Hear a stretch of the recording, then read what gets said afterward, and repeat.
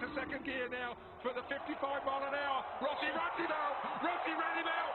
There is going to be a race direction investigation over there. There is going to be Mike Webb at race direction. It's Valentino Rossi, the legend, going to get a penalty. He will get a penalty, I'm fairly sure of that. It's fair from Márquez there. This is the point. Valentino looks at him and runs him out wide and then tangles up with him. I'm afraid, I'm very sorry. And I am a... Back to second gear now for the 55 mile an hour. Rossi runs him out. Rossi ran him out. Back to second gear now for the 55 mile an hour. Rossi runs him out. Rossi ran him out.